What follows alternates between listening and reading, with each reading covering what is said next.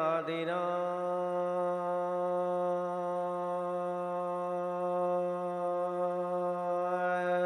जी भगवान की यदि चैतन्य मुकुरिव भावाचिदचिता समं भान्ति द्रव्य व्ययदनिलसन्तान्तरहिता जगत्साक्षी मार्ग प्रकटन परोवानुरिवयो महावीरः स्वामी नयन पथगामी भवतु मे महावीरः स्वामी नयन पथगामी भवतु मे। वर्तमान शासन भगवान महावीर स्वामी की आचार्य भगवंत गुरुवर श्री विद्यासागर जी महामुनिराज की परम श्रद्धेय मुनि श्री प्रमाण सागर जी महाराज की मुनि श्री शंभु सागर जी आदि संगस्त सभी मुनिराजों की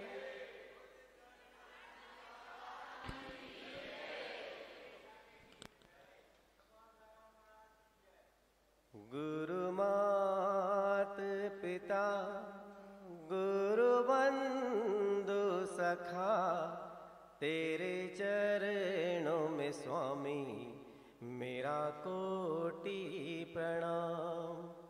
तेरे चरणों में स्वामी मेरा कोटि प्रणाम। आज का दिवस उनके चरणों में समर्पित है जिन्होंने हम सब लोगों को इस लायक बनाया। किसी भी इंसान का जब निर्माण होता है उसके व्यक्तित्व का, तो वह यह सोच ले कि मेरे व्यक्तित्व के निर्माण में सिर्फ मुझ अकेले का ही हाथ है, तो वह व्यक्ति अभी बहुत भ्रम में जी रहा है। कोई भी ऐसा शख्स दुनिया में नहीं मिलेगा जिसने खुद का अकेले बल में निर्माण किया हो सकता है वो व्यक्ति की सहायता न ले, तो प्रकृति को छोड़कर कोई इंसान महान बन सकता है। जीवन की हर सांस प्रकृति देती है, वो शरीर साथ ना दे तो क्या जीवन कभी संचालित होता है? तो जितने महान लोग इस धरती पे हुए, चाहे तीर्थंकर भी क्यों ना हो, वो पुण्य लेके जन्मते हैं, तो बिना प्रकृति के सहयोग के उनका जीवन नहीं चल सकता। सबकी एक ही कहानी है। वो सबसे महान व्यक्ति तो वो होता है जो अपने जीवन में विकास के क्रम में जितने लोग उसमें संलग्न हुए उनके प्रति जीवन भर कृतज्ञ रहे। सबसे महान व्यक्ति तो वही होता है। हम जितनी मूर्तियां हैं सबका निर्माण हमारे गुरु ने किया, आचार्य विद्यासागर जी महामुनिराज ने। उनके उपकार कोई नहीं चुका सकता, और मेरे तो भाव भी नहीं उपकार चुकाऊं मैं। क्यों चुकाऊं? अरे किसी और का कर्जा तो चुकाया जाए। हमारे गुरु है, कौन सा कर्जा वापिस मांग रहे हैं हम? जो चुकाएं कर्जा हम दबा के बैठे। अरे पिता की प्रॉपर्टी पुत्र का अधिकार होता कि नहीं? बोलिए। तो संपूर्ण अधिकार हमारा, कोई कर्जा नहीं चुकाएंगे। हाँ, ये वचन है अपने आप से कि जो आप कहेंगे वो जीवन भर करेंगे।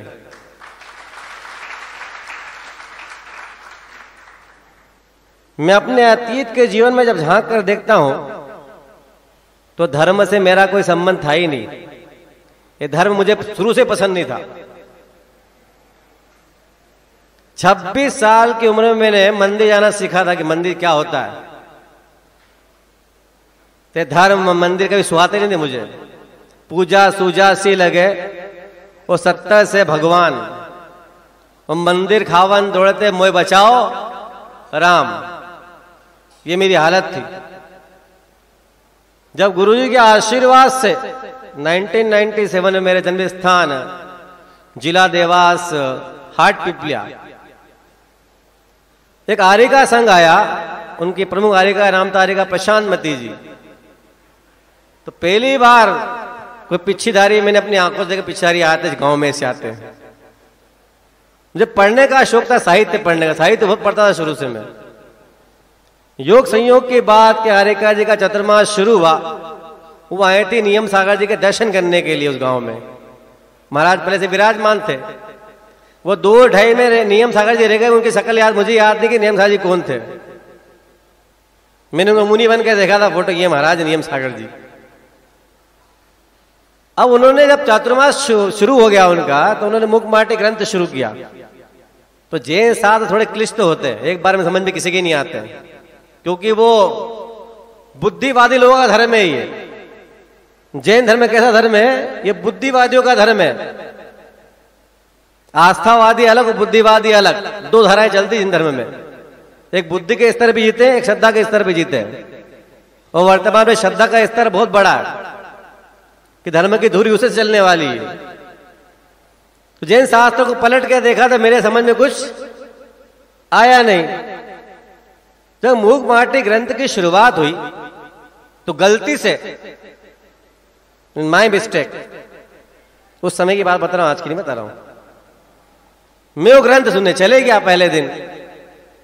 तो पहली बार वो प्रशांत मती के मुख से मैंने सुना उसको, मुझे बड़ा अच्छा लगा। मैं कि जैन शास्त्र बड़े समझने लायक होते हैं। तो वो मुखमाटी है भी इजी, वो पढ़ती जाती थी, अर्थ समझाती जाती थी, मुझे बड़ा समझ में आया कि ये तो इजी मामला है। फिर 1 दिन 2 दिन कंटिन्यू 4 महीना कुछ दिन ग्रंथ चला। मुझे बड़ा आनंद आया कि मुंह के ग्रंथ तो बड़े इजी होते हैं। उस मुखमाटी को मैंने कई बार पढ़ दिया उसके पहले, खत्म होने के पहले उनके, बड़ा रोचक लगा। फिर लगातार साहित्य पढ़ते गया, बहुत साहित्य पढ़े मैंने। उन्हीं के संग में आर्य का है सिद्धांत मती जी। मेरे जीवन को दिशा उन्होंने दी। एक दिन की बात है कि वो किसी चर्चा कर रही हूं धर्म की, तो बात चलते चलते चले तो बोलती है खंडेलवा लोग ज्यादा मुनि आर्य का बनते नहीं है। अब बात सच भी थी, है तो सही, बनते तो बहुत कम है, रेयर ही बनते हैं। तो मैंने उनसे पूछा कि ऐसा क्या होता है मुनि आर्य का बनने जो कोई बन नहीं सकता? तो बोलती है कमेंट्स करते हुए, तुम नहीं बन सकते मुनि। मैंने हद हो गई, क्यों नहीं बन सकते भाई मुनि? ऐसा कौन सा बड़ा काम मुनि बनना? तब मुनि पद की गहराई तक समझते नहीं होता क्या मुनि बनना। कोई पोस्ट होती बन जाएंगे हम भी। अरे तुम नहीं बन सकते मुनि, ठीक है, बाहरी का कह रहे तो कौन बहस करेगा उनसे, ठीक। जब घर आए तो सोचते लगे कि ऐसा क्या भाई मुनि नहीं बन सकते, कि लूले लंगड़े कांटे घोड़े क्या है, कुछ मुनि बन सकते हैं? मैंने घर वालों से पूछा तो वो क्या बावड़ा हो गया, कुछ भी बोलता रहता, चल मैं काम कर, मुनि बन सकते हैं। ठीक भाई, बात आई गई होगी। जब उनके सानिध्य में रहा तो धीरे धीरे मेरा उनसे लगाव हो गया। उसे धीरे धीरे समझते समझते कुछ बुद्धि जागी कि मुनि बनना होता क्या है। ठीक 97 का वो काल संपन्न हुआ, उनका विहार हो गया। फिर नियम था कि यार 5-6 महीने में 15 दिन के लिए उनके संग में जाना है। एक भावना सी बन गई। तो मैंने एक दिन पूछा, माता जी अगर मुनि बनना हो तो क्या करना पड़ता? तब उन्हें समझ में आया कि भाई 2-3 साल हमें वहां से विदा होते हो गए थे, थोड़ा जुड़ा तो है, आता तो है हमेशा। बोले हम तो कुछ कर नहीं सकते, हमारे जो गुरु हैं विद्यासागर जी महाराज, उनके पास जाना होता है। तो वहां कैसे जाना होता है? बोले उनसे निवेदन करो। तो कहीं ना आचार्य जी के मैंने सबसे पहले दर्शन किया था 95 में। तो कहीं नेमावर से जा रहे थे सिद्धरकूट, तो बिहार जंगल में दर्शन किए थे मैंने उनके, कहीं बैठे थे स्थान पे, तब पहली बार देखा थी ये विद्यासागर जी महाराज है। दर्शन करके अपने घर आ गए। तो क्या करना पड़ेगा? बोले गुरु जी पास जाना पड़ेगा। मैं इनको तो बहुत बड़े साधु हैं, बातें नहीं करते सुना किसी से। बोले जाओ तो सही। अब ABCD कुछ पता नहीं है, चलो भाई जुगाड़ लगाते हैं। इसी बीच आर्य का दृढ़मति का आना हुआ ग्रहनगर में। तो मैंने उनसे पूछा, मैंने माता जी आचार्य का बड़ा नाम सुना है, वहां कैसे पूछा जाता है? बोले भावना के व्रत लेने की। मैंने कहा हाँ भावना तो है। वो मुझे ध्यान से देखती रही ऊपर से ऊपर ध्यान से कि इसकी भावना है। तो कैसे जाना होगा कि पक्का बोलो? मैंने कहा हाँ पक्के भावना है माता जी। कि तुम जब भी भावना बने हमसे पत्र लिखवा लेना, तुम वो लेके चले जाना उनके पास। ठीक। तो हमसे अनुज मुनि, विशाल सागर जी और एक भाई और मुकेश सेठी जो निमार आश्रम के हेड हैं आज की तारीख में, हम तीनों की भावना थी एक साथ निकलने की। हमने आर्यका जी से पूरा गणित समझा कि कैसे पहुंचा जाता है, कैसे निवेदन किया जाता है, सारे गणित समझ लिए जितने गणित होते हैं वहां पहुंचने के। ताले की चाबी होती ना भाई, तो अब चले तो गए, ताला लगा तो चाबी तो लेके जाओगे। चले गए उनके पास। अब पहली बार जब पहुंचे, नेमौर की घटना है ये, गुरुजी अपने कक्ष बैठे स्वाध्याय कर रहे थे। सुबह सुबह का समय था, आहार के पहले का। हम और विशाल सागर जी, उनका नाम रवि था पहले, और मुकेश, तीनों चले गए। गुरुजी स्वाध्याय कर रहे थे, जाके निवेदन के आचार्य नमोस्तु और व्रत की भावना है। तो गुरुजी ने बड़े ध्यान से तीनों को देखा, वो किताब नहीं बंद कर ली। वो पहला शब्द जो गुरुजी का था, बोले कहां से पधारे? तो ग्राम का नाम बता दिया। अच्छा अच्छा, पढ़ाई पूरी हो गई? उनके जी आपके आशीर्वाद से पढ़ाई भी पूरी हो गई है। फिर देखते रहे दो कुछ सेकंड तक के लिए, बोले माता पिता साथ में है क्या? तो मैंने मन में सोचा ऐसे काम के लिए किसके माता पिता साथ में आते हैं जो मेरे आएंगे? मैंने वो तो कोई आए ही नहीं है। तो गुरुजी बोले हम कैसे कर दें, अब तक माता पिता को ना लाओ। ये नई चाबी थी, नया ताला था, ये कैसे खुलेगा भाई? मतलब पूरी दुनिया को समझाना, माता पिता को समझाना बड़ा कठिन काम तो होता है वो इस काम के लिए। ठीक, आ गए अपने घर। अब घर में मुहिम चलाई कि चलो माता पिता को लेकर चलना, लेकर चलना, लेकर चलना। अब जो सबके माता पिता करते उन्होंने हमारे माता पिता ने वही किया। अब योग की बात थी कि जिसमें मेरी भावना व्रत लेने की थी, माता पिता उस समय घर में थे नहीं, वो साउथ गए थे अपने ससुराल विजयवाड़ा। तो माँ दादी से मैंने कहा कि चलो मेरे साथ में व्रत लेने के लिए। तो बोलती मैं क्यों जाऊं तेरे साथ, तेरे माता पिता जाए। वो धर्म समझती थी। तो मैंने कहा वो तो है ही नहीं, कैसे होगा? फिर याद आया कि एक फोन तो है, फोन पे बात कर ला उनसे। तो मैंने दादी को फोन लगा हाथ में पकड़ा दिया कि तुम माँ से बात करो। तो माँ बोलती, दादी बोलती कि बेटा ये तेरा बेटा कह रहा है इसको व्रत लेना है। अब माँ समझ नहीं पाई क्या, कौन सा व्रत क्या होता है। वो आचार्य देंगे विद्यासागर जी महाराज। हाँ तो जैसा कह रहा आप चले जाओ साथ में, कोई था मेरा ठीक, मेरी हाँ है, मेरा काम पक्का हो गया। इधर मैं अपनी दादी को लेकर चला, विशाल सागर जी के पिताजी और मुकेश की शायद दादी माँ को के साथ में गए थे, लेकर चले। जैसे गुरुजी के रम में एंटर में नेमावर में फिर से, तो गुरुजी स्वाध्याय कर रहे थे। मैंने कहा आचार्य आपने कहा था परिवार वालों को लाने के लिए, तो हम ले आए, इनसे आप बात कर लो। अब गुरुजी देखने को तैयार ही नहीं है। अब गुरुजी हो तो अगर पढ़ रहे हैं तो सवाल ही पैदा ना हो। तो हम समझे स्वाध्याय कर रहे होंगे, तो गुरु की बात, उनके मन की बात वो जाने, उनके मन में क्या चल रहा है। वो देखने को तैयार ही नहीं किसी विषय में। चलो कोई बात नहीं, फिर आएंगे। आहार के बाद फिर धमक गए, फिर देखने को तैयार नहीं है। 3-4 राउंड हो गए दिन भर में। अब घर वालों का सबूरी, पहले कैसे तुम्हारे आचार्य हैं, देखते तो है नहीं नजर उठा के ये। अब मैं जैसे है वैसे, मैं क्या करूं उसका? तो वो तो घर वाले हो गए विदा वहां से कि हम तो जा रहे हैं अपने घर। तो गाड़ी में बिठा विदा हो गया, हम वहां रुक गए, मैं विशाल सागर जो मुकेश तीनों। अब सुबह शाम एक ही काम, वो दिन बीता, सुबह हुई, हम गुरुजी के रूम में गए। स्वयंभू गुरुजी स्वयंभू पढ़ते हैं सुबह सुबह 5-5:30 बजे के आसपास। हम तीनों जाके बैठ गए उनके कमरे के बाहर। जैसे उनकी स्तुति खत्म हुई, भगवान की स्तुति उन्होंने खत्म की, हम चरणों में बैठ गए। आचार्य व्रत चाहिए। गुरुजी 3 डायलॉग बोलते थे, फिक्स थे उनके। तुम मारवाड़ी हो, तुम लोग कमजोर होते हो, तो मैं तुम पे विश्वास नहीं करता हूं। फिक्स थे उनके डायलॉग 3 ये। 20 दिन तक हम रुके घर छोड़ के। जब जाओ एक ही बात। उसमें प्रमाण सागर जी वही थे, तो जान पहचान थी कि प्रमाण सागर जी हैं, और इतनी जान पहचान थी। तो महाराज ने बुलाया मुझे की तरह, पूरी ने तफ्तीश करी महाराज ने, क्या इसका मामला है पूरा। बोले तू कोई त्याग मत करना, तुम लोग की भोजनशाला मैंने व्यवस्था लगा दी है, तुम डटे रहना यहाँ पे, तुम्हारा काम होगा। अब एक दिन बीता, 2 दिन करते करते 20 दिन हो गए। एक दिन शाम के समय गुरुजी खाली बैठे हुए थे, अकेले, कोई था भी नहीं। रोज की तरह हम फिर धमक गए कि गुरुजी व्रत दे दो। अब गुरुजी को लगा कि इनको रहते रहे 20 दिन तो हो गए इन तीनों को, रोज व्रत मांगते सुबह शाम आके। तो बोले अब तो शाम हो गई और शाम को व्रत तो होता नहीं है। ओ चलो कर्फ्यू में ढील तो हुई थोड़ी सी, कुछ तो छूट हुई। ठीक भाई, सुबह सुबह फिर अगले दिन सुबह हुई, फिर पहुंच गए। गुरुजी पहली बार बिन देख के मुस्कुराए। और गुरुजी की मुस्कुराहट तो क्या होती है आप भी जानते हैं, अच्छे से फिदा उनकी मुस्कुराहट पे, तो हम भी हो गए। जैसे मुस्कुराए हम थोड़े आगे जाके बैठ गए। गुरुजी बोलते हैं, हम बोले नहीं उसके पहले, वो खुद ही बोलते हैं, बोलते आप लोग कुछ निवेदन कर रहे हैं बहुत दिन से। उनके जी जी हाँ निवेदन कर रहे हैं। तीनों बोले हाँ जी निवेदन कर रहे हैं आपसे। तो ऐसा है कि अभी 2 साल का व्रत मिलेगा, पूरा नहीं मिलेगा। अब जिसका जो इंसान भूखा हो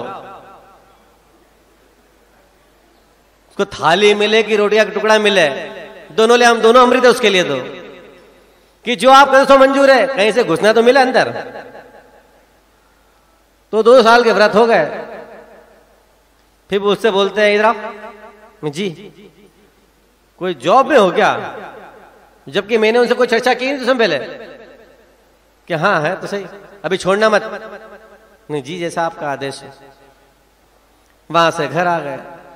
अब जैसे वहां व्रत हुआ तो गांव ज्यादा दूर था नहीं, मोहल्ला हो गया कि ये तो व्रती हो गए, इनके आजीवन व्रत हो गया, ऐसा है 3-5 जो भी सब हो गए गांव में। तो अब जैसे हम पहुंचे अपने नगर में, बस से उतरे, पूरा गांव बस के बाहर खड़ा हुआ है। मैंने ये कौन सा सीन है भाई, हमने अभी कुछ करा ही नहीं है। सब देख सकते टुकुर टुकुर से साधु उतर के आ रहा होगा बस में से। सबको लेके घर पहुंचे अपने, सब चलो भाई। अब कोई हमसे पूछे नहीं, हम उनको कुछ बताए ना। घर पहुंचे तो घर में सब बैठे ड्राइंग रूम में से खूब रहे जैसे बैठे बैठे। मैंने या तो कुटाई होएगी या आशीर्वाद मिलेगा, कि इसमें से दोनों ही काम नहीं हुए। 10-5 मिनट हमने घूरा, अपने अपने काम में सब लग गए। दिन आराम से बीतते गए। और गुरुजी नेमावर से चल के पहुंचे इंदौर चतुर्मास करने के लिए 99 में। तो पढ़ने की बड़ी इच्छा थी कि पढ़ लो भैया, अनपढ़ की गिनती मार्ग में होती नहीं। इस मार्ग में भाई साधु आए और अनपढ़ आए तो कैसा फील करोगे आप? साधु को आत्मा का ज्ञान तो है, पर आपके दिमाग में शास्त्र घुसे हुए हैं। उसको पढ़ाने वालों को आप ज्ञानी कहते हो ना, शास्त्र ज्ञानी। अब उस बारे में कुछ जानते नहीं थे। कलना बाबा जी ने कई कपड़े उतरवा दिए, वो शास्त्र नहीं पढ़ता, क्या होगा दुनिया के मार्केट में अपना, तो शास्त्र पढ़ लो। तीनों इंदौर पहुंचे तो जैसे गुरुजी को हम तीनों देखे, गुरुजी ऐसे जोरदार मुस्कुराए। ओहो, मैंने कहा आज तो कर्फ्यू में भीड़ ढील है भैया आज तो। जैसे गए तो बोले मैं तुम तीनों के बारे में सोच रहा था बैठे बैठे। जी आदेश करें आप, भगवान सोचे अपने बारे में, इससे बड़ा क्या पुण्य किसी का और धरती पे। बोले तुम लोग स्वाध्याय के लिए निवेदन कर रहे थे मुझसे नेमावर में। यहाँ कहा था हमने आपसे। बोले मैं सोच रहा हूं, मैं विचार कर रहा हूं स्वाध्याय कराने के लिए। तो कैसे करना होगा? तुम बस तैयार रहना। तो तैयार है, सूटकेस लगा के बैग भरे, कैसे तैयार होते हैं क्या पता कैसे तैयार होता है। इनके जी हम तैयार रहेंगे। ठीक, हाँ कर दी हमने। अब गुरुजी का चतुर्मास वहां कंप्लीट हुआ और गुरुजी पहुंचे अमरकंटक। हम लोग अमरकंटक पहुंचे दर्शन करने के लिए। तब तक कोई खबर आई नहीं वहां से कि गुरुजी कब बुलाएंगे। अमरकंटक पहुंचने पे 2 जून सन 2000 में ज्ञान सागर जी का समाधि दिवस आया। तो जब जब ज्ञान सागर जी का कोई फंक्शन आता है ना, गुरुजी बहुत हैप्पी होते हैं, बहुत हैप्पी मूड में रहते हैं उस दिन वो, कि उनके गुरु भाई से हम खुश होते हैं, वैसे उनके गुरु वो, हम भी खुश होते हैं, वो भी खुश होते हैं। तो अजीत सागर जी बोले कि यार देख तुम दिन अच्छा है, तुम लोग कल मेरे पास बैठे थे आजीवन व्रत के लिए, तो आज तुम चले जाओ समय के बाद, कि हमारे गुरु जी का कितने बड़ा दान आ जाए, कितना बड़े श्रेष्ठी आ जाए, कोई नेता आ जाए, अभिनेता आ जाए, सेलिब्रिटी आ जाए, दुनिया कोई व्यक्ति आ कभी खुशी नहीं होते, वो नॉर्मल ठीक ठीक ओके चलता है। सामायिक से उठने के बाद उनकी जो खुशी होती है, मतलब सामायिक उठते हैं ना, उनके चेहरे पे जो भाव होते हैं वो बहुत गजब के होते हैं।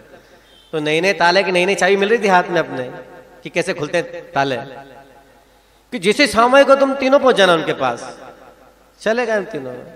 आचार्य ने आवर्त किया अपने पाटे पे, खड़े होकर फिर बैठ गए। गवासन में से फिर घूर रहे तीनों आराम पड़े प्यार से देख रहे हैं। उनको पता है कहने वाले क्या है। इनके बाबा खुश है, आज तो लॉटरी लगने वाली है। यहाँ आचार्य जी तीनों के साथ बोले आचार्य जी वो आजीवन व्रत की भावना थी। तो बोलता अभी तो 11, उनको डेट याद थी। बोला अभी 11 महीने तुमको व्रत दी हुए मुझे, तुमने नेमार में 2 साल व्रत हुआ था ना। तो आचार्य जी आजीवन करना तो आज ही कर दो। बोले इतनी जल्दी क्यों?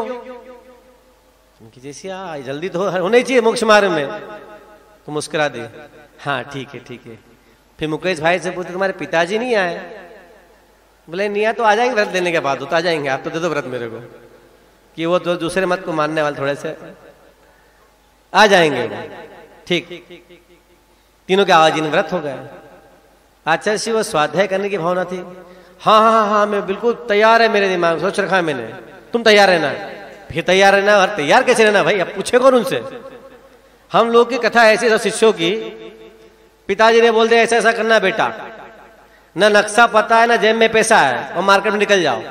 अब बताओ कैसे व्यापार करेंगे? पर इतनी कहने के बाद भी किसी चेले में ये हिम्मत नहीं है उनसे क्यों पूछ ले।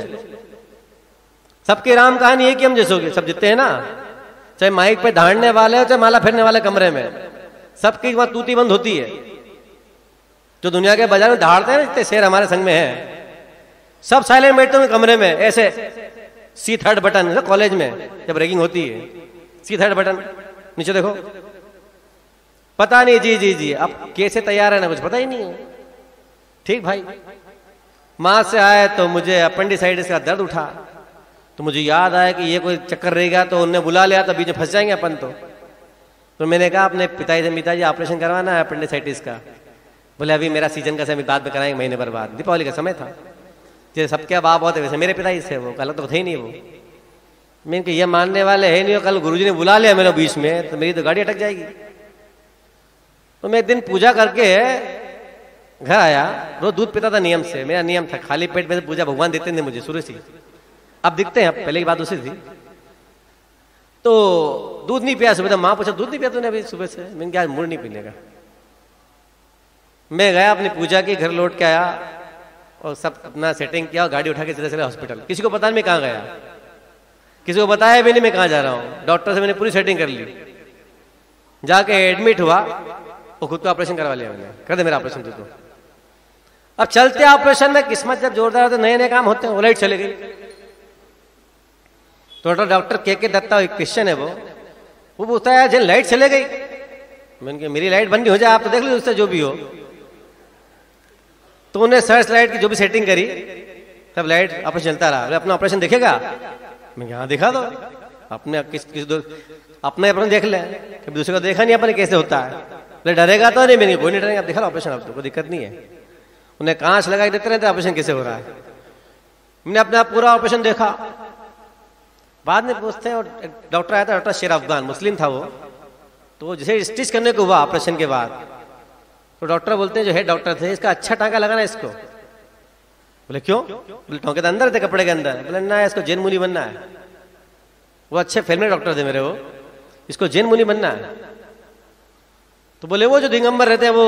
बोले हाँ हाँ वही बनना है इसको। बोले फिर तो स्पेशल टांके लगाएंगे इसको। वो अपने सूटकेस में टांके निकाला, मेरे सामने निकाला, वो लाया अपने साथ में डॉक्टर ने। CL साल कंप्लीट कर दिया पूरा मामला कि टांके महीने बाद तो दिखेंगे नहीं इसके बाद तेरे को। ठीक अच्छी बात है। ऑपरेशन पूरा हो गया। जब मेरे को वहां से रूम में शिफ्ट कर रहे थे, तो एक बचपन का दोस्त किसी काम से हॉस्पिटल आया हुआ था। तो वो उसको देख के सोचा ये तो सुबह मंदिर में पूजा कर रहा था, अभी क्या पड़ा स्ट्रक्चर पे, ये तो हुआ क्या कि 2-3 घंटे में। तो वो घर भागा कि वो आपके उसका तो ऑपरेशन हो गया, वहां पे तो एडमिट है। अब देखो ऑपरेशन होता है तो बेचारा कोई भी आएगा, तब जो बाप होते ना पिताजी, ये बड़े गजब के होते, इनको पहले गुस्सा आता। तो ये हिंदी 2-4 गालियां देना उन्हें दे दी कि सुनता ही नहीं है, बिना मुझे भर्ती हो गया अपने आप, सीजन का कौन संभालेगा। फिर भी आए रिश्ते पे, कहाँ जाएंगे बेचारे पिताजी माता जी, तो आएंगे, आ गए। अब मैं तो अपने बेहोश पड़ा था आराम से, मैंने शीशा लगा हुआ था, तो गुस्सा हो लिया, अब क्या करेंगे इससे ज्यादा। आराम से 8 दिन रहे, तो 3 दिन बीतने डॉक्टर बोलता आप घर जा सकते हैं। मैं घर चला जाऊंगा तो फिर ये सुनाएंगे मेरे को 4-6 बार सीजन की इनकी। तो मैं तो यही 5 दिन ठीक हूँ। तो पिताजी बोले घर चलना यार। मैं क्या घर का कौन सा काम बजा के? बोले दिन भर दुकानदारी करता, रात में सुना पड़ता है मेरे को। मैंने मत आना रात में, मैं सो जाऊँ अकेले। कुछ नहीं बोले। 8 दिन काटे आराम से, 8 दिन हॉस्पिटल में रहे, सबने अच्छे से विदा किया, क्योंकि फेयरवेल पार्टी हुई जब मैं विदा हुआ हॉस्पिटल से, कि मेरी कई सहेलियां वहाँ नर्स थी, डॉक्टर थे, परिचित थे मेरे बहुत सारे वहाँ, कि ये जैन मुनि बनने वाला है। घर आया और महीने भर रेस्ट किया मुश्किल से, मेरे दिमाग सेटिंग प्रॉपर थी वो, ठीक 30 दिन निकला होगा तो खबर आती गुरुजी के पास से कि आचार्य जी बीनावाड़ा पहुंच रहे, आप लोगों को बीनावाड़ा पहुंचना है, बीनावाड़ा पहुंचना है। आप बड़ा चक्कर बीनावाड़ा पहुंचने का, आप घर में कहे कौन कि आजीवन व्रत, तो 2 साल का, तो सबको पता था कि 2 साल का व्रत है इनका, तो घर वाले सोचते कि 2 साल कंप्लीट है, इसका ब्याह करें, काम खत्म करें इसका। अब इस बीच आजीवन हो, किसी खबर नहीं, आजीवन व्रत हो चुका हमारा। ठीक भाई, अब खबर आएगी पहुंचना, तो मैंने जिस भाई का फोन आया था, तो मैंने कहा मेरे तो सारेंडे की जॉब है, एकदम तो निकल नहीं सकता मैं, तो तू संभाल लेना, बाकी मैं देखता हूँ। बोले गुरुजी बोले सबको आना पड़ेगा, जो बात है आके यहाँ कर लो, जो करना है बात अपनी अपनी अपनी। ठीक भाई, मैं गया मंदिर सीधा दादी के पास में, दादी पहले घर चलो, कि अगर कूटे पड़ेंगे तो कोई संभालने वाला तो हो, सब मिलके धोएंगे। तो घर पहुंचा तो दादी को लिया है मंदिर से, पिताजी अपनी शॉप पे बैठे, चाचा अपने LIC काम बिजी थे, जो भी घर में सब अपने काम बिजी थे। तो दादी बोलती मैटर क्या है, क्योंकि ऐसी ऐसी घटना, मेरा आजीवन व्रत है और गुरुजी ने बुलाया है। तो ये कौन सा तेरा काम, तुझे पता ही नहीं मुझे, तो मैं किसे बताने वाली कौन सी बात है, जो हो गया सो हो गया, सपोर्ट करो। ठीक है चल घर चलते हैं, देखा जाएगा आज। दादी घर की बॉस थी। अब घर पहुंचे, दादी ने सबको इकट्ठा किया, सब इकट्ठे हो जाओ, चलो बैठ जाओ सब लाइन से। बोले बोल बंटी क्या बोल रहा था तू, मैंने क्या आप बोलो, मैं थोड़ा दूर बैठ गया, मैंने पे आप बोल लो, फिर मैं बोलता हूँ पीछे से। बोले मैं मंदिर में स्वाध्याय कर रहे थे, ये मेरे पास आया कि वो आचार्य जी खबर आई, उन्हें बुलाया है। तो पिताजी बोले कौन सी खबर आ गई, क्यों बुलाया? बोले इसके भाव है ना मुनि बनने के, और जैसे मुनि और पिताजी का एकदम चेहरा लाल, मैं फिर शुरू हो गए। माँ बेटी शांति से कोने बैठे बैठे, दादी बोलती है इसने एक बात बताई नहीं किसी को भी, इसका तो आजीवन व्रत है, तो ब्रह्मचारी हो गया, आपको मतलब ही शादी से होना नहीं है, तो ये जाना चाहते जाने दो इसको। जैसे आजीवन व्रत के सुना तो अब सबके माता पिता थोड़े तो रोती है, वही शुरू हो गए। मैं रोना शुरू हो गया, मतलब कुटाई पिटाई तो होना नहीं है, केस तो खत्म हो गया यहीं पे। मैं खड़ा हुआ, मैं अपराधी हूँ आप लोगों का, भाई मैंने गलती करी बहुत बड़ी, बताई नहीं आप लोगों को मैंने, मेरी एक अपराध है मेरा, पर चूंकि मेरे जीवन का लक्ष्य वही है, पिछले 2 साल से लगा हूं इस लाइन में, आगे तो बढ़ना ही मुझे। तो मैं सबसे पहले जो सबसे बड़ा ग्रह है उसके पास चले जाओ। तो पिता ये थे, मैं आपके आज्ञा हो तो मैं आगे बढ़ूं, दूर हो जाए मेरे से तू। मैं दूर हो गए, चलो भैया आगे माँ के पास गए, वो कुछ बोली ही नहीं, तो 2 बड़े बड़े काम निपट गए, बाकी सब ठीक है भैया देख ले तेरे हिसाब से, हमारे मना जाते माता पिता जाने, हम क्या बोलेंगे किसी विषय में। उनका आशीर्वाद लेके हम लोग बीनावाड़ा तीनों पहुंचे। गुरुजी आगे के लौट के आ रहे थे, तो गुरुजी कहते हैं तुम लोग कितनी बार खबर की मैंने, एक बार क्या जी समझ ही नहीं पाए कि क्या कहना चाह रहा सामने वाला। बोले आया जाओ पहले अपना व्यवस्था देखो और फिर मैं आओ मेरे पास। समय के बाद गुरुजी पास गए तो गुरुजी कहते हैं वो आप लोगों ने, गुरुजी का एक बहुत बड़ा सिस्टम है, वो अपने ऊपर कुछ नहीं लेते, आपने कहा था आपने करा था, वो एकदम फ्री रहते हैं करने। आप भी जाते करने वाला कौन है, हम क्या है, हम कुछ नहीं, जो है वही है। तो कहते आपने कहा था, आपने ऐसा कहा था, आपने, वो सिस्टम है उनका गुरुजी का। तो आपने कहा था कि हमें स्वाध्याय करना है, तो वो स्वाध्याय संग में रह के होता है। तो आप लोगों के बारे में सोचा है कि ड्रेस चेंज करा के आप लोग का स्वाध्याय कराएं हम। कि महाराज बात तो बढ़िया है आपकी, ठीक है हम कर लें स्वाध्याय, तो पर हम घर बोल के नहीं आए कि ड्रेस चेंज होगी, ये बात घर क्यों बोलना पड़ता है। मैं क्या आपने कहा था माता पिता के बिना परमिशन काम होता नहीं है, तो ये तो बोला है कि हमें जाना बुलाया है, पर ये नहीं कि ड्रेस चेंज होगी हमारी। बोले बात कर लो उनसे। गए फोन पे बात की, आधी दूधी उनको समझ में आई, कुछ समझ में नहीं आया, तो वह उन्होंने कहा ठीक देख लो अपने हिसाब से। फिर गाड़ी अपनी निकल गई एक बार चेक पोस्ट से। अगले 3-4 बार ड्रेस चेंज हो गई। अब एक घटना घटी, एक बिना बड़ा से पेपर छपा, उसमें लिखा गया कि ब्रह्मचारी दीक्षा हुई है। वो क्या, वो देवास में घूमता घूमता उस जिले में पहुंचा, वहां लिखा कि 14 ब्रह्मचारियों की दीक्षा हुई। अब जैसे उस गांव जन्म स्थान के लोगों का हाथ में पड़ा पेपर, वो छोटे पेपर था, किंग की दीक्षा ही हो गई। आज सबके घर वाले भगे कि दीक्षा योगा बच्चा, चलो जाना तो पड़ेगा। तो दुर्लभ सागर जी पिताजी का थोड़ा कमजोर दिल के हैं। अब वो पहुंचे तो ये दुर्लभ सागर जी छत पे घूम रहे थे टॉवेल पहन के। वो किस्मत के टॉवेल भी स्किन कलर का था। उनमें जैसे गेट में एंट्री मारी वो दिख गया छत पे दुर्लभ सागर जी खड़े हुए। उनको अब ब्रह्मचारी थे उस समय हम लोग। वो वही धड़ाम से गिरे, वो उनको चक्कर आ गया और सर में लगी चोट। वो कमेटी वाले वो भैया जी किसी पिताजी गिर गए। अरे मैं किसके पिताजी गिर गया भाई? भाग गए तो मांग पड़ी तो इसके पिताजी हैं। उठा के अंदर लाया दुर्लभ से, मैं व्हाइट ड्रेस पहन भाई जल्दी स्पीड से। लाया, खून निकल गया सर पे, पट्टी वट्टी कराई उनकी। उनको आँख खुली तो बिठाया दुर्लभ को बेड़ियों के पास जड़ों में के पहले। फिर समझाया अभी दीक्षा नहीं हुई, ड्रेस चेंज हुई है। तब उनके सांस में सांस की भी थोड़ी। गृह जीवन की माँ आई थी तो व्हाइट ड्रेस में देखे तो देख रही टुकुर टुकुर कैसा लगता है देखने में। बड़ी भली थी वो, बोली कुछ नहीं, दो चार आंसू भाई। बोले तूने इतना बड़ा निर्णय ले लिया अपने जीवन का। मैंने कहा आपका तो आशीर्वाद था। ठीक बात खत्म हो गई। वहां से जीवन में स्वाध्याय की धारा शुरू हुई।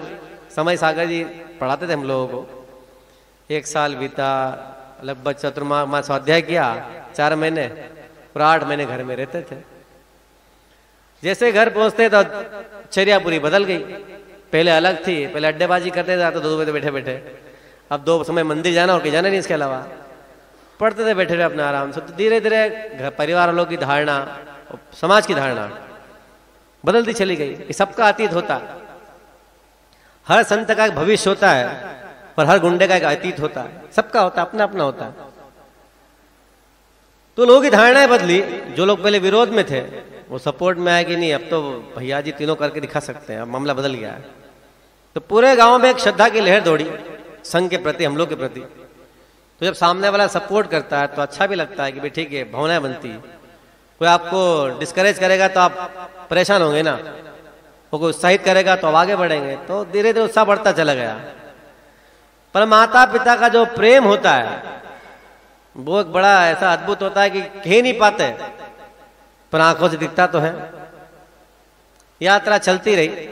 1 साल बीता, 2 साल बीता, 3 साल बीता। सन 2004 में और आज के दिन ही दीक्षा संपन्न हुई। दीक्षा संपन्न होने के लगभग 1 महीने पहले गृह जीवन के माता पिता, मैं लगभग उसके 10 दिन पहले आया था जबलपुर चतुर्मास में, गुरुजी ने बुलाया था। 10 दिन बाद वो लोग आ गए। तो साथ ही जो ब्रह्मचारी थे वो आचार्य पास लेके गए। आचार्य भैया के माता पिता हैं। तो गुरुजी बोलते हैं कि अभी तो आया आपका बेटा 10 दिन पहले, आप बहुत पीछे जल्दी नहीं आ गए। तो बोला माँ बोलती है आचार्य में तो उसकी दीक्षा देखने आई हो, तो दीक्षा दे दो आप तो उसको जल्दी। गुरुजी बड़े आश्चर्यचकित, जबकि माँ भाई दीक्षा देखने आई।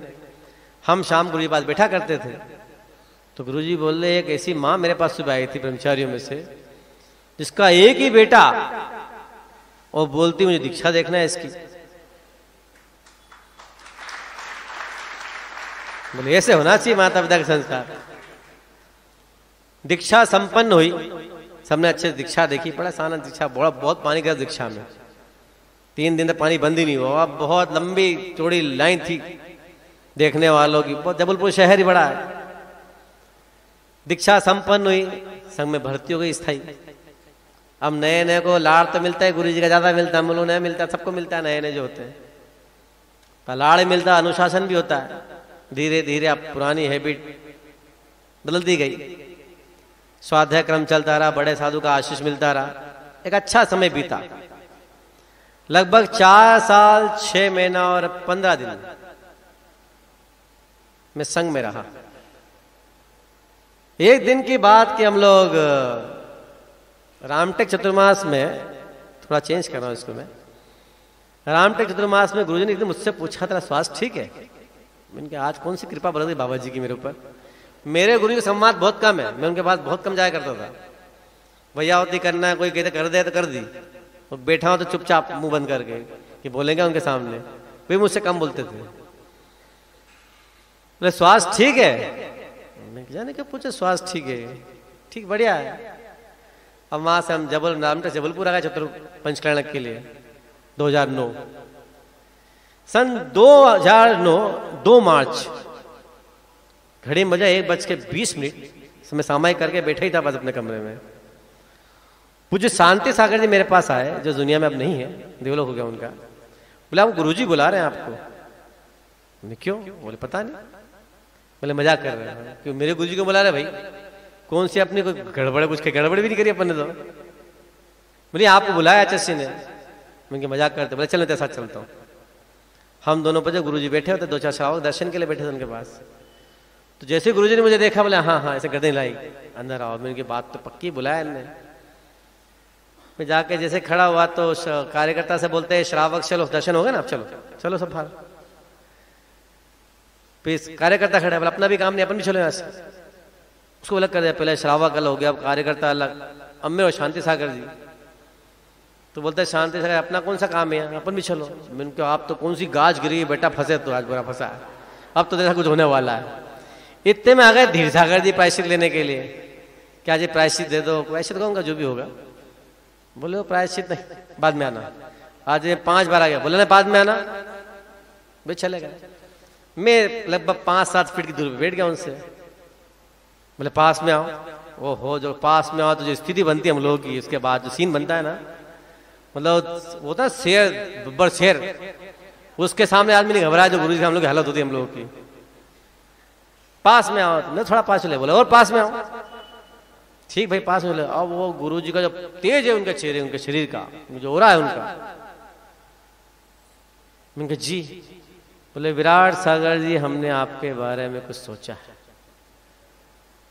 क्या सोचा भाई? अब वो समझ नहीं पड़े क्या सोचा इनने, सारी फ्रीक्वेंसी दिमाग गोल। अब क्या होगा? बोले हम आपको प्रमाण सागर जी के पास भेजना चाहते हैं। मैंने कहा भाई ऐसी कौन सी गलती कर जो भेजना चाहते हैं? अब जाने कहा है साहस है, मैं नहीं जाता आपको छोड़ के। मैं क्यों जाऊं? सपाट बोला मैंने, मैं नहीं जाता छोड़ के। आपके बारे में सोचा आपको ही जाना है। उनके महाराज संघ में इतने सारे साधु हैं जिनकी बाहर प्रभावना करने की भावना है, जाने की भावना, उनका भी आप किसी को आप, मैं क्यों जाऊं? मैंने अपनी तरह से 2-4 नाम भी गिना दिया। अब उनकी मैंने सुनी तो जाना है तो मैंने नाम गिना देगा किसी का भला हो जाए। पर गुरुजी जो सोचते हैं वो पक्का होता है, उसमें अक्षर भी कम नहीं करते हैं, वो जो उनका नेचर है।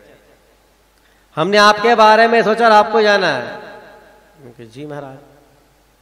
मैं नहीं जाता आपको छोड़ के, मेरी गलती हो तो बताओ, मैंने कोई अपराध किया हो तो पूरे संघ के सामने खड़ा करके आप दंड दो मुझे, मैं स्वीकार करूंगा, पर छोड़ के नहीं जाऊंगा मैं आपको। कुछ नहीं बोले, उनकी आंखें एकदम लाल हो गई गुरुजी की, बड़ी बड़ी उनकी आंखें उनका तो। और मेरा टुको ऐसे देख रहे घूर के कि कुछ बोलेगा, मैं भी कुछ नहीं, मैं क्या बोलूं, मैं जाना, मेरे को जाना ही नहीं, गलती बताओ पहले, गलती संग से निकाल रहा है मेरे को। अब 2 मिनट तक लगभग दोनों चुप। अब मेरे आंसू बहना शुरू। अब क्या होगा भाई, ये तो पक्का ये बाबा ने कह दी सो कह रही, जाना तो हमें ही पड़ेगा। फिर मेरे मन में आया कि जिस देवता ने अपने रोड के पत्थर थे, इस पवित्र इंसान ने अपने गढ़ के भगवान बना दिया, आज कुछ अपने से आपने जो कुछ कह रहा है तो इतना क्या कृपण बनता है विराट सागर? हाँ कर दे। इनकी आपके आज्ञा सिरोधार है महाराज। ऐसे खुश हुए से बच्चा खिलखिलाता ना मीठे देख के। यही तो करना है विराट सागर। इतना बड़ा संघ है अपना, एक दूसरे का सहयोग नहीं करोगे तो कैसे काम चलेगा? अब मेरे मन में आया कि बोल दो, मैं मिला 50 की बारात में, वो किसे भेज देते? आंसू बंद हुए नहीं। बोले कहा ऐसा करो, मैंने कहा ऐसा नहीं करूंगा। बोले करना पड़ता है। मैंने कर लो यार, चलो कर लो, हो कर लो। क्या सर क्या? मैंने नमोस्तु की तो उन्हें नमोस्तु की, मैंने अपने आचार्य को नमोस्तु की, उन्हें अपने आचार्य को नमोस्तु की। होता क्या है, शास्त्रों में लिखा है जब गुरु चेले को आदेश देता है ना, तो चेले के मन में पीड़ा तो होती है, तो गुरु उसके प्रायश्चित में कायस्तर करता है। आदेश तो ने दे दिया। जैसे में जाने को हुआ तो अब आंसू गंगा जमुना दो ही बह रही आंखों से। अब क्या, जब संघ में साधु रहते हैं हम लोग तो मस्त रहते हैं, बड़ा संघ होता है ना, तो वहां का आनंद अलग होते हैं। 50 तो उसमें हम लोग सब मिला के, तो जैसे बाहर निकलने को तो आंसू बह रहे, सब खड़े गेट के बाहर। किसको क्या, इसी कौन सी फाइल लगे, गुरु जी आ जाए गुरु जी पास। तो गुरु जी बोलते जा रहा है तो योग सागर जी को जरा मेरे पास भेज देना। मैं बाहर गया तो बाहर मिल गए महासागर जी, हमारे पहलवान साधु। बोले क्या हुआ तेरा, रो क्यों रहा है? तो गुरुजी एक बात और कहते, जब भी कहा अभी चर्चा नहीं करना किसी से। अब बात से जब 50 बाहर बैठे हैं तो चर्चा कौन सी रुकना है। सब जितने हमारी टीम के थे सब बाहर, क्या हुआ क्या हुआ विराट से क्या हुआ। तो मैं जाके अपने कक्ष बैठ गया। मैंने बोला किसी साधु से मैं जाओ, योग सागर जी को अच्छे से बुला रहे हैं। अभी तुम सब साधु क्या हुआ क्या हुआ। तो मैं शांति रखो जरा, गुरुजी ने मना करा बताने के लिए। जब शाम बीती तो आगम सागर जी मेरे बहुत क्लोज है शुरू से, हुआ है ये बताना भाई, बताना क्या हुआ, तो क्या छिपा था कोई बात को। मैं इनके गुरुजी मुझे प्रमाण सहित भेज रहे हैं। तो क्यों भेज देंगे, ऐसे गलती कौन सी करी है। मैंने कहा वो तो हो जाना है, गलती कौन सी करी है, चलो सब बात करके आते हैं। तो विशाल सागर जी इतने में आ गए, सुना भेज रहे हम, चलो अच्छे से बात करते हैं। क्यों भेज रहे भाई, गलती बताओ पहले। इतने दुर्लभ आया, बोलता है एक बात सुनो, गुस्सा मत करो, बैठ जाओ लाइन से, आप सब एक साथ रहे तो थोड़ा सा चलता हम लोगों में। बोले बाकी सब ठीक है, भेज रहे हैं, कल हम आज ये गए, कल तुमको जाना, परसों हमको जाना, हमको जाना एक दिन। तो पर ये सोचो कहाँ भेज रहे हैं, पहले सोचो, बुद्धि लगाओ कि स्टेशन ठीक है, कोई दिक्कत नहीं है, स्टेशन बढ़िया। गुस्सा करने का मतलब क्या, हाँ कोई गलती है तो चलते फैसला करने की, फिर आप बताओ कि गलती करी, बात आई गई होगी। मैं शाम को देव वंदना करने के लिए जा रहा था, तो रास्ते में मिले योग सागर जी मेरे को। तो उनको देखे फिर मेरे आंसू आ गए। तो बोले रोता क्यों है, अपने भाई के पास जरा रोता है। और क्या होता है जब इंसान अंदर से भरा होता है ना, तो जो निकलते हैं ना शब्द वो अजब होते हैं फिर वो। तो मैंने उनसे कहा योग सागर में, हम सब भाइयों अलग अलग कर दो, तुम 3 भाई साथ में रहना हमेशा एक साथ ही। तो बोले ऐसा कैसा बोलता है, ऐसा कैसा बोलता है। मैंने सही तो बोला, कौन सा गलत बोला मैंने आपको। बोले गुरुजी मुझे बुलाया था तेरे जाने के बाद, बोलते उसका मूड ठीक नहीं है, वो बिल्कुल तैयार नहीं जाने के लिए, उसको उसका माइंड सेट करो पहले जाके। बोले अभी तू जरा एंगर है, मैं तेरे से बाद में मिलता हूँ। फिर योग सागर जी मुझे बुलाया, सेकंड है, देख आज निकल, सबको जाना तो है, संग तो सब बड़ा इतना, तुम खाली करोगे तो दूसरे को दीक्षा होगी, ये तो संग ही है। क्योंकि महाराज मैं जानता नहीं महाराज को, जान न पहचान, वो इतना बड़ा साधु, मैं कल का छोकरा, क्या करूंगा जाके मैं, किसी और को भेजो जो स्नान तो इस मार्ग में। बोले वो मेरा विषय नहीं, देख गुरु जी का विषय है, वो गुरु जी जाना है वो जाना है। ठीक, एक दिन बीता, 2 दिन बीता, अब मैंने सोचा कैसे फाइल फंसाई जाए कि नहीं जाया जाए, जितने दिन टाले से टाले। मैं गया 4 तारीख की शाम को उनके पास, मैं कहा अच्छा शिव, बोले वो जल्दी जाना है। मैं कह लो, इनको ये भूलते भी नहीं कभी कोई चीज, जल्दी जाना है तो मैं अभी केसलोच करना है। तो बोले जरा बाल पकड़े, कितने महीने हुए, 2.5 महीने, 2.5 महीने के तो बहुत हो गए बाल। तो मैं कब करना है केसलोच, मैं सोचा नहीं, कल कर लो केसलोच। कहा सर, उन्हें कहा भी करवा लिया वहां पे। मैं गजब के बाबा है भैया, इनको दया ही थोड़ी बहुत भी, हमारा तो संसार छूट रहा है, इनके कैसे कराओ। सेकंड डे केसलोच कर लिए। एक घटना है इस बीच क्या घटी, यहाँ की जो आरिका निकलंग मती जी, अब बोलने में बड़ी चटपट है, वो अच्छी है। तो एक दिन वो क्या आके मेरे कक्ष में बैठी हुई थी, उनके आंसू भरे, में काय रो रही, वो शुद्ध बुंदेलखंडी बोलती हूँ, शुद्ध एकदम प्योर। मैं काय रो रही, बोले का है चतर में होगा पंचकर्णा, अब भगा दे गुरु जी कभी भी, फिर कब दर्शन मिले हमारे लाने। उनकी इतनी पुरानी पुरानी आरिका हो गई तुम लोग, इतना फिर भी रो रो के जाती हो, 20-20 साल की आरिका हो गई, अब क्या है सब। बोले मालूम पड़ है जब जय हो, अभी इतने संग मेरे तो बात आ रही तुम्हारे लाने। अब मैं बड़ी आ रही, क्या बोलेंगे, हाँ ठीक ठीक ठीक। जैसे उनको मालूम पड़ा निकलंग मत्ती को, वो आ गई। अब किस मेरी आंख भरी हुई थी उस समय, सवारी कहाँ बैठ के जड़मती बैठी थी। क्या विराट सागर जी, हमें तो बड़े कह रहे थे तुम, आपका हाल है। बोलो क्या बस, अब तो बोल के ही। और बात सही है, आरिकाएं बेचारी जाती 1 साल 2 साल 5 साल ठिकाने, आरिका होता तो नहीं कब लौट के आएंगी ये, हम तो साथ में थे। तो जब एहसास हुआ कि गुरु को छोड़ने की पीड़ा कितनी बड़ी होती है, गुरु के चरणों में स्वर्ग होता है, पर बाहर अब दुनिया थोड़ी बदलती तो है। केसलोच पूरे हुए तो 8 मास दिन था, सुबह सुबह की बात, गुरुजी बिना बोले वहां से बिहार कर गए। अब मैं किधर जाऊं, उनके पीछे जाऊं कि किधर जाऊं। तो मैं गुरु के पीछे पीछे, गुरु 1 किलोमीटर आ गए। तो एक ब्रह्मचारी बोले आप कहाँ जा रहे हैं, आपको विहार करना है शाम को यहाँ से। तो मैंने कहा मुझे कहाँ का ब्याह करना भैया? गुरु जी बोलता हम बोल गए रास्ते में विराट को रोक देना पीछे, उसको ब्याह करना है शाम को वहां से। ये मुझसे नहीं बोल गए।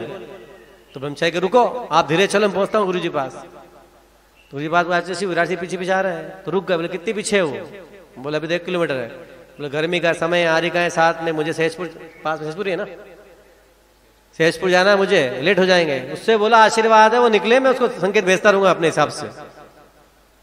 ठीक भाई, मैं रुक गया। मैं अब जैसे मैं रुका तो आगम सागर, महासागर, विशाल सागर जो मेरी बेच के थे, अब सबके आंख में आंसू, अपने भी कंट्रोल कैसे हो, बीच रोड मिल रहे सब निकलते हुए।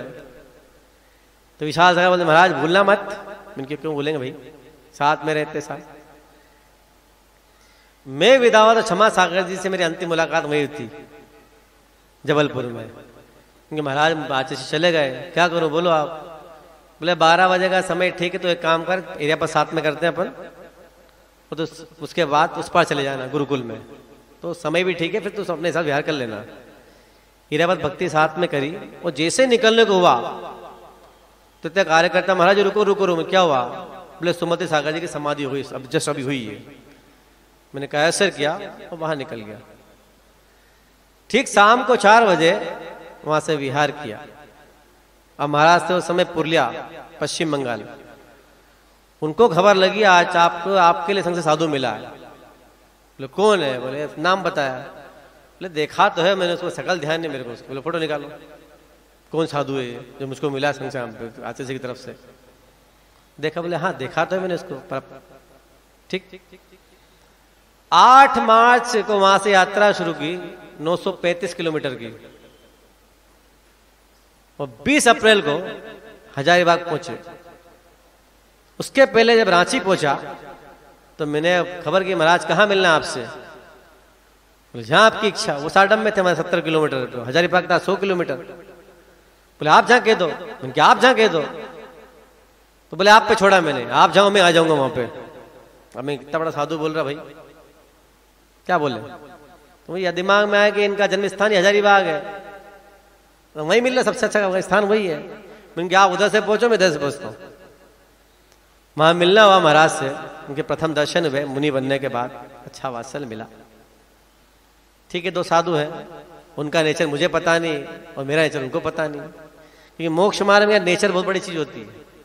आप कितने शास्त्र पढ़ लें, वो आपकी व्यक्तिगत संपत्ति होती है, पर जो नेचर होता है अगर वो सही नहीं है तो आप कहीं सेट नहीं हो सकते। आप गृहस्थ लोग समझते हैं इन चीजों को अच्छे से कि इंसान का व्यवहार कितना काम आता है। अब वो भी अनबिग और मैं भी अनबिग। मेरे लिए वो बहुत बड़े थे, उनके लिए मैं बहुत छोटा था, पर नेचर सबका अपना अपना होता है। वो कुछ मुझे लेकर शंका मन में थी उनके। तो किसी पूछते हैं यार सुना है महाराज बहुत तेज स्वभाव के, जो मैंने सुना मेरे बारे में कुछ पहले। तो किसी महाराज मिलके देखो फिर आप पता लगे कैसे महाराज है। ठीक 3-4 दिन बिता दिन बुलाया मेरे को एक बार, दोपहर का समय था। जी महाराज। बोले विराट सागर जी अपन लोगों को एक दूसरे का प्रतिस्पर्धी नहीं बनना है, एक दूसरे का पूरक बन के चलना है। अब ज्ञानी मारा ज्ञान से, इनकी बात तो महाराज ने बड़ी गजब की कही है। अपन ने अपनी बुद्धि समेट के प्रश्न का जवाब तो देना ही चाहिए कि महाराज आपने मुझसे कहा कि आप अपन एक दूसरे का प्रतिस्पर्धी नहीं बनना है, एक दूसरे का पूरक बन के चलना है। तो मैंने कहा महाराज मेरे मन की एक मनसा है, कहो तो आप कहें तो मैं बोलूं। बोले हाँ बोलो। क्या मुझे ना प्रतिस्पर्धी बनना है और ना पूरक बनना है, मुझे तो आपकी प्रतिछाया बनना है। महाराज बड़े खुश हुए, आप काम बढ़िया है। उस दिन से लेकर धीरे धीरे जीवन की यात्राएं शुरू हुई। हम मानते हैं कि हर शिष्य का निर्माण गुरु करते हैं, पर जीवन में कई बार ऐसे पड़ाव आते हैं कि साधन भी बहुत सिखाते हैं। जब मुझे गुरुजी ने कहा कि तुम्हें जाना है तो मेरे मन को ठेस तो लगी थी बहुत गहरी की आचार्य जी मुझे भेज रहे हैं, पर लगा कि संघ के प्रति सबका दायित्व तो होता है। जब गया तो मन बड़ा भारी था, क्यों मुझे भेज दिया आचार्य जी, क्यों मुझे भेज दिया। जब दिन पे दिन बीतते चले गए, जब मैंने उनका लेवल देखा, उनका व्यवहार देखा, तो मुझे बड़ा अच्छा लगा, पढ़िया वहां कहीं दिक्कत नहीं है। पर मन में एक झिझक थी, जो एक दीक्षा का गैप था और उनका जो लेवल था कहीं ना कहीं झिझक मन में थी। तो मंचमाला माइक में कतराता था हमेशा कि मुझे जाना ही नहीं है। एक दिन कहा कि देख विराट सागर, मैं तेरे मन की बता समझता हूँ, शुरू में हम भी ऐसे ही थे, पर कतराएगा तो कब तक जीवन चलेगा बता। तू ये काम भले 5 मिनट बोला कर माइक से। मैंने कहा महाराज आप बोलो, आप नहीं बोलो मैं बोलूँ, मैं थोड़ी मना कर रहा हूँ आपसे। आप बोलो मैं बोलूँ, मुझे जमता नहीं, कैसे जैसे बात टालो। तो योग संयोग की बात, एक बार वो बीमार पड़े, उनकी प्रवचन मालाएं बहुत चलती थी, पहले अनाउंस करते इस टॉपिक प्रवचन होगा। अब एक दिन बीमार पड़े, उनकी स्थिति, उनको गवर्नमेंट होता है खुसका क्या बोलते हैं आप लोग, चोड़ला बोलते हैं हम लोग मालवी में, उठ ही बैठ नहीं पा रहे थे वो, अब हाँ खुसका। तो वो उनको हुआ, तो वो प्रवचन का बचा आधी घंटा सिर्फ, जब अनाउंस किया था, बोलते मेरी स्थिति तो ऐसी नहीं और प्रवचन तुम्हें करने जाना। अब 1000 आदमी प्रवचन सुनने बैठता, उस समय इतना टीवी का था नहीं चलन। मैंने कहा महाराज आप आधी घंटे पहले मुझसे बोलते हो, कल का छोकरा में 1000 आदमी सुनेगा, कैसे बोलेंगे? मैं तेरे को जानता हूं अच्छे से। मैंने क्या टॉपिक कौन सा है? बोले ये किताब रखी है, पढ़ ले इसको, आधी घंटा पढ़ सकता हूं इसको, बात चले इतना बोला उसे बनती है। अब देखा तो कम से 1500 आदमी बैठा वहां पंडाल में, सांस ऊपर के ऊपर नीचे के नीचे के, बेटा विराट सागर आठ तो पढ़े, अब तो गिनती भी तेरी इज्जत की, कोई कहे तो दलित धुलने वाली तेरी। तो एक अच्छा गीत गाने वाला मैं बैठा था, मैं तो गीत गा तो जितने मन में आए, 10 मिनट तो खींच। आधे घंटे वो 10 मिनट 40 मिनट मेरे को मिल गए। मैंने पन्ने पलटे स्पीड से, धनादन धनादन, जो पढ़े में तो इस पढ़ रहा बैठा, लोग देख रहे मत पढ़ रहे बैठे बैठे। अब क्या कीजिएगा, ये तो घर की इज्जत बचानी पड़ेगी।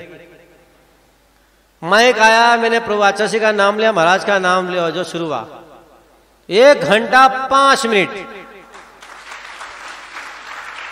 नॉन स्टॉप बिना रुके बोलाया।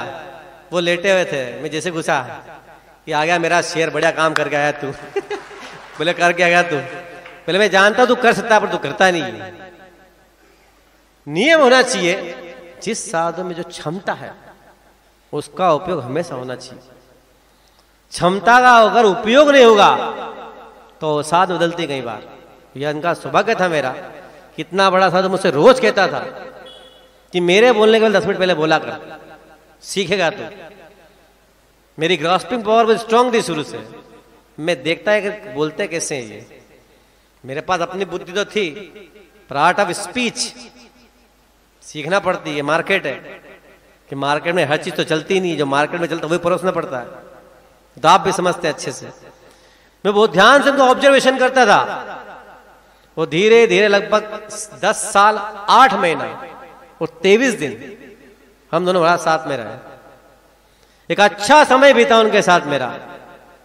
तो मेरे जीवन का बड़ा सौभाग्य रहा कि जब जीवन में सीखना था कि गुरु का आशीष लेकर जब दुनिया में जाना पड़ता है बाहर प्रभाव न करने के लिए, तो क्या टेक्निक साधु के पास होना चाहिए, वो मैंने उनके चरणों में रहकर सीखी। तो निर्माण गुरु ने किया, वो जीवन निर्वाह करने की प्रमाण सागर जी सिखाई मुझे कला। वहां से सीखने के बाद जो भी घटना घटी वो सबको पता है क्या हुआ, जो भी हुआ वो संघ का मामला है। नेमार में दोनों अलग अलग भी हुए, पर आज भी जो वो पहला दिन था जब मैंने वो मंच पे उनको पहली बार बैठे देखा था, जब प्रवचन का सोचना पड़ता था कि मंच पे कैसे जाएं। मैं ये नहीं कहता हर साधु में ज्ञान है, पर ये मंच जो होता है ना, यहाँ अच्छे अच्छे की बोलती बंद हो जाती, सांस फूलती है। जिस पहलवान के हमारे पूरा गांव कांपता, उसके साथ माइक रख दो आप, उसका बीपी लो हो जाएगा माइक देखते ही। ये ऐसी चीज है माइक। तो कृपा रही, गुरुजी ने क्या सोचा हो तो वो जाने। आज भी एक बेबाकी उनके चरणों में रहकर सीखी, सीख गए, कहीं दिक्कत नहीं आई। पर एक साधु के प्रति व्यवहार कैसा होना चाहिए, एक बड़े भाई का प्रेम छोटे भाई से कैसा होना चाहिए, ये मैंने सीखा अपने आराध्य प्रमाण सागर जी महाराज। मैंने उनसे जीवन में बहुत कलाएं सीखी। पहली कला का निर्माण किया मेरे गुरु ने मेरे अंदर, जीवन जीने कला सिखाई प्रमाण सागर जी महाराज ने। मैं मानता हूं कि मेरे निर्माण में इन सब व्यक्तियों का हाथ है।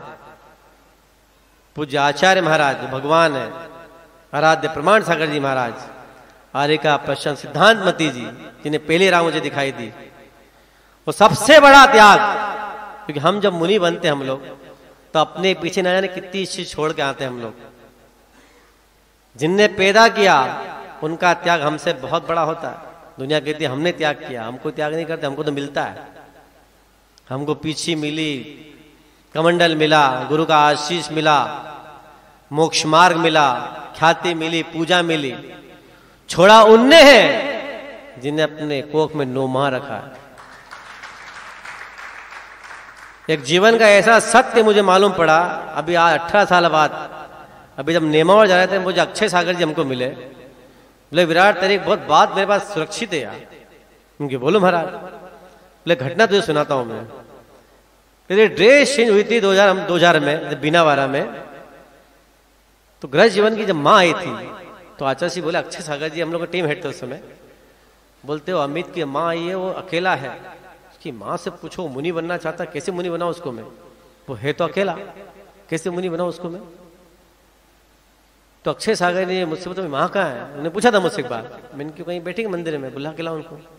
उन्हें ये नहीं कहा क्यों बुला रहे हैं, बोले मुझे बात करना उनसे। मैंने क्यों आपको बोला अक्षय सागर जी, चले गए वो। अक्षय सागर जी उनको आचार्य के पास ले गए। बोले आपका बेटा मुनि बनना चाहता है और वो एक ही है, हम कैसे मुनि बना दे उसको? बोले महाराज को मुनि बनाओ। बोले आपके? बोले मैं क्यों अंतराय बनूं? आज मैं उसके जीवन में अंतराय डालूंगी तो कल मेरे कर्म उदय में आएगा। उसके भाग्य मुनि बनना तो बने, मेरी कोई रुकावट नहीं। आप तो मुनि बनाओ उसको महाराज, मेरा आशीर्वाद है। मैं सोचता था ये मेरे पुण्य से काम हुआ, पर 18 साल बाद मुझे मालूम पड़ा कि अगर वो हां नहीं करती तो मुनि नहीं बन पाता। तो सबसे बड़ी कृपा तो उस मां की रही, इसने अपना मोह का त्याग कर दिया। जो मुनि आरिका बनते हैं ना, इनके घर में जब कोई त्योहार आता है तो उनसे पूछना कभी कि इनके मन पे क्या बीतती। तो हमने तो पाया है, हमने कुछ नहीं खोया, हमको तो मिला ही मिला है, हम क्या खोलेंगे? पर हम पीछे छोड़ आते हैं ना, उनके मन पे जो बीतती है। तो जिस घर से मुनि आरिका बनते हैं उनके घर का त्यागी सबसे बड़ा त्याग तो उनका होता है। पहले तो उनके सम्मान में बजना चाहिए कि त्याग उनने किया है। किसी माँ का एक बेटा हो चाहे 5 हो, और एक भी चला जाए तो पीड़ा किसके नहीं होती। तो मेरे जीवन के निर्माण में जिनने जिनने सहयोग किया, आज उन सबका आभारी हूं मैं। मेरे गुरु प्रमाण सागर जी, सिद्धांत मती, मेरी माता पिता ने मेरा सहयोग नहीं किया होता तो आज शायद मैं यहां तक नहीं पहुंच पाता। और भी जो रहे, आज दीक्षा दिवस का अवसर हो, जो भी रहे, तो मेरी स्मृति बड़ा फिलहाल नहीं है, उपकार तो सभी करते हैं। उन सबका आभारी हूं कि आज मुझे यहां तक पहुंचाने में उन्होंने इतना सहयोग किया।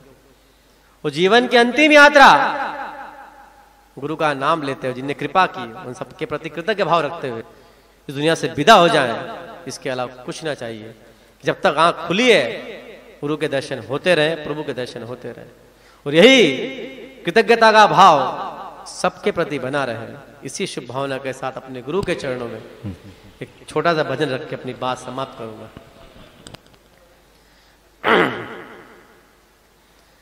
तुम 2 कदम बढ़ो,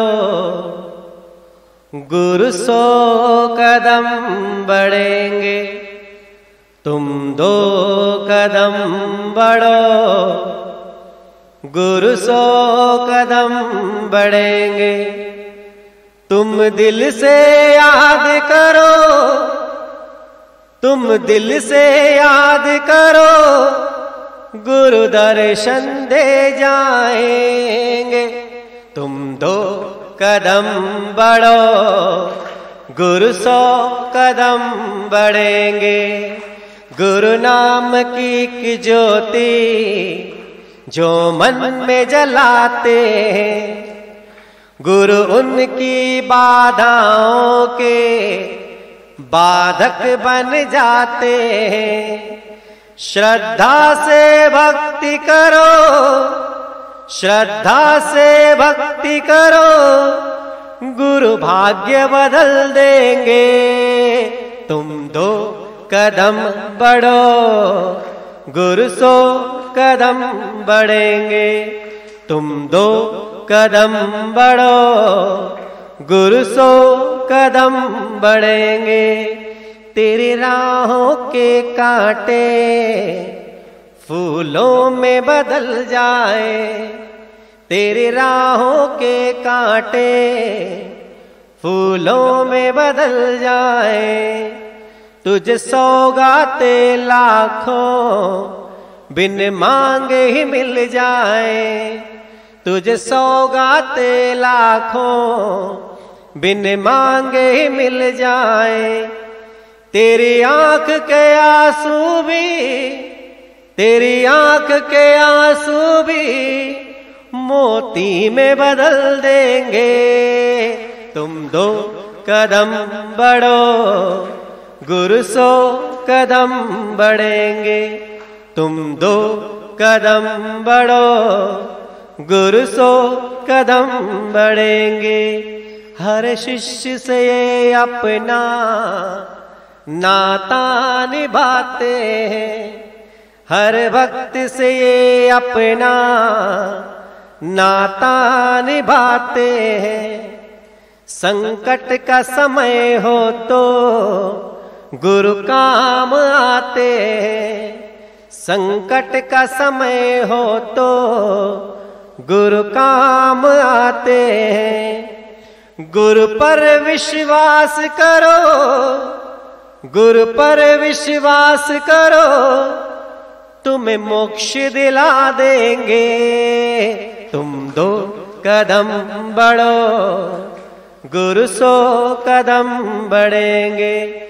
तुम दिल से याद करो, तुम दिल से याद करो, गुरु दर्शन दे जाएंगे। तुम 2 कदम बढ़ो, गुरु 100 कदम बढ़ेंगे।